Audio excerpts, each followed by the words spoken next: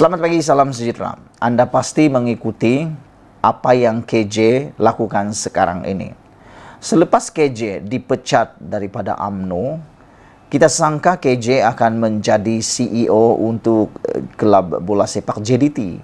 Karena kita tahu Tengku Mahfudz Johor telah pun menawarkan pekerjaan tersebut, jawatan tersebut kepada Khairi Jamaluddin. Namun demikian, yang betul-betul mengejutkan kita ialah apabila telah disahkan oleh Hot FM, KJ akan menjadi DJ di dalam satu program di Hot FM. Menjadi persoalan kita. Sejak semalam netizen bertubi-tubi tanya saya. Mereka tanya, agak-agak kamulah Nazilin, kenapa KJ jadi DJ? Kenapa daripada KJ tukar nama kepada DJ? Wah, kan betul juga lah kan, nama dari KJ tukar K kepada D, jadi KJ ke DJ. Ada orang tanya, kenapa KJ jadi DJ? Apa tujuan KJ jadi DJ? Adakah masa KJ jadi DJ nanti dia akan berpolitik, kata mereka. Karena belum pernah kita dengar DJ daripada seorang ahli politik. Kalau penyanyi biasa kita dengar. Kalau ahli-ahli pelakon, pelawak, jadi DJ kita pernah dengar. Motivator kita pernah dengar. Tapi untuk seorang ahli politik, apalagi pernah jadi 3 kali menteri. Beliau pernah jadi Menteri Belia dan Sukan. Beliau pernah jadi Menteri Sains, Inovasi dan Teknologi. Beliau pernah menjadi paling besar sekali ialah apabila menjadi Menteri Kesehatan yang telah pun menjadi panglima perang melawan COVID-19, tiba-tiba pula jadi DJ. Nah, itulah yang ditanya oleh netizen.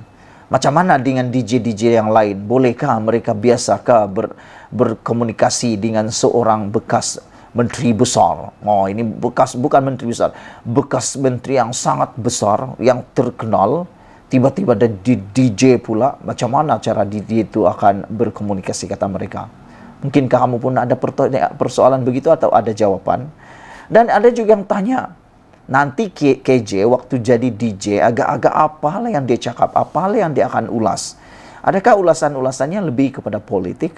Ataupun ada akan membuatkan isu-isu yang panas berkaitan politik?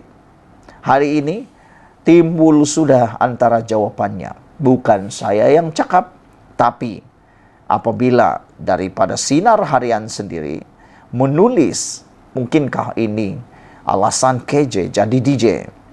Yaitu jadi DJ adalah cara KJ sindir UMNO. Wah, hebat juga tajuk ini kan. Tidak juga kita terfikir bagaimana KJ boleh pula menjadi penyindir kepada UMNO. KJ jadi DJ. Macam mana jadi DJ boleh sindir UMNO? Itu yang aku tak dapat fikir. Tak boleh Adam. Tak sampai-sampai aku punya pikiran ke peringkat itu. Macam mana seorang DJ boleh sindir UMNO? Beranikah Hot FM membenarkan KJ menyindir UMNO di sana? Tahukah Hot FM ni bahawa UMNO itu ialah kerajaan sekarang dan pula timbalan Perdana Menterinya daripada UMNO. Nanti silap sikit takut-takut Hot FM kena haram lah pula. Itu yang kita takut. Takut-takut Hot FM kena saman lah pula oleh UMNO kan. Tapi tak apa. Ini adalah pendapat Sinar Harian. Jadi DJ cara KJ sindir UMNO, kata tajuk ini. Jom kita lihat apa ulasan dia. Keputusan bekas Menteri Kesehatan Khairi Jamaluddin Abu Bakar menerima tawaran menjadi penyampai radio atau DJ disifatkan sebagai satu cara beliau menyindir dan mengkritik UMNO, parti yang memecatnya sebelum ini.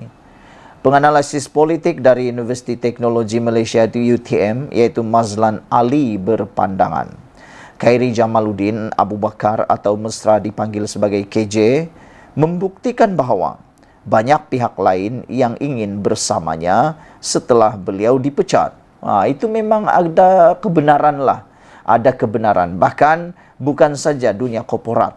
Dunia politik pun berebut ambil KJ. Semalam saja berita yang tular ialah apabila Negeri Sembilan, Bersatu Negeri Sembilan, menawarkan jawatan Menteri Besar kepada KJ kalau KJ masuk Bersatu bertanding di Negeri Sembilan. Kalau KJ menang dan boleh menawan Negeri Sembilan menjadi negeri Perikatan Nasional, KJ ditawarkan menjadi Menteri Besar. Wah, yakin juga Bersatu KJ akan menang. Ingat, dalam politik tiada yang pasti, saudara-saudara. Mungkin Anda lihat KJ hebat, mungkin Anda lihat KJ itu hebat. Tapi ingat, dalam dunia politik belum tentu yang hebat itu boleh menang. Semuanya bergantung pada undi netizen dan undi rakyat. Ada waktunya kita lihat naratifnya seakan-akan menang. Tapi menjelang pilihan raya, tengok-tengok saja kalahlah pula. Macam itulah. Jadi tidak ada kepastian, tidak ada kepastian. Terpulanglah kepada KJ nak masuk Bersatu atau tidak. Namun demikian, yang hebatnya, yang menariknya pada kali ini ialah apabila penganalisis politik sendiri daripada UTM mengatakan bahwa tindakan KJ menjadi DJ ini membuktikan bahwa banyak pihak yang ingin bersama beliau selepas beliau dipecat. Kata penganalisis politik tersebut, jadi DJ ibarat satu parodi. Secara beliau sindir kepimpinan. Maknanya, nak cakap walaupun dibuang daripada UMNO, banyak pihak yang sudi menerimanya. UMNO buang Khairi, tetapi sekejap sahaja orang ambil, kata beliau. Maksudnya, mereka telah membuang seseorang yang popular. Ini boleh dianggap sebagai satu kritikan daripada Khairi untuk UMNO.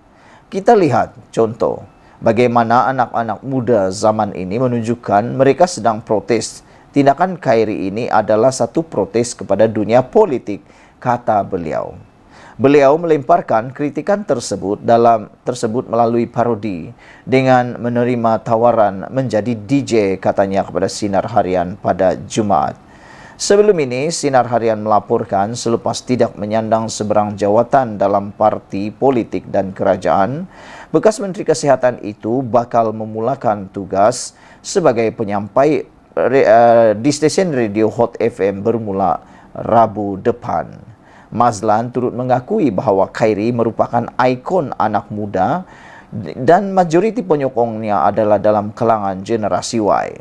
Justru ujarnya, tidak hairanlah bekas ahli parlimen Rembau itu kini membuat cubaan untuk terjun ke dunia glamour. Tidak sesuai jika ada yang bandingkan beliau dengan pemimpin yang pernah keluar UMNO sebelum ini seperti Tun Dr. Mahathir Mohamad, Tan Sri Muhyiddin Yassin dan Datuk Sri Anwar Ibrahim. Ini kerana individu yang menyokongnya adalah dalam kalangan golongan generasi Y yang sinonim dengan dunia hiburan dan glamour di media sosial. Cara ini sesuai dengan dunia politik Khairi. Orang tidak akan anggap beliau buang tabiat dan tak masuk mustahil beliau akan menjadi pemain bola sepak pula selepas ini, jelas beliau.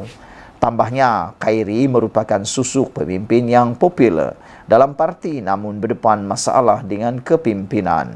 Kesilapan Khairi yang nyata adalah semasa berkempen di Parlimen Sungai Buloh pada PRU 15, dipilih sebagai calon BN tetapi mengkritik kepimpinan UMNO dan kesannya beliau dipecat.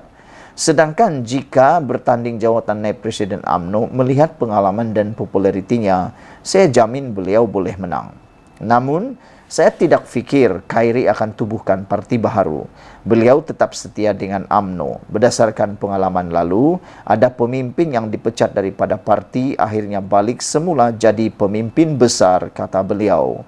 Khairi juga tidak sesuai dengan PAS dan DAP. Parti Keadilan Rakyat PKR mungkin sesuai, tetapi beliau sebenarnya perlu berada dalam UMNO juga, jelasnya. Saya sangat teruja apabila penganalisis politik ini mengatakan, saya tidak fikir KJ akan tubuhkan parti baharu. Beliau tetap setia dengan UMNO. Berdasarkan pengalaman lalu, ada pemimpin yang dipecat daripada parti akhirnya balik semula jadi pemimpin besar.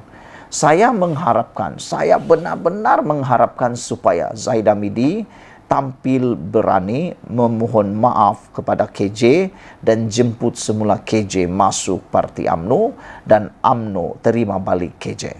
Itu yang kita mahu. Sekian dulu untuk kali ini. Jangan lupa tinggalkan komen Anda, tekan butang subscribe. Kita jumpa lagi. Bye-bye.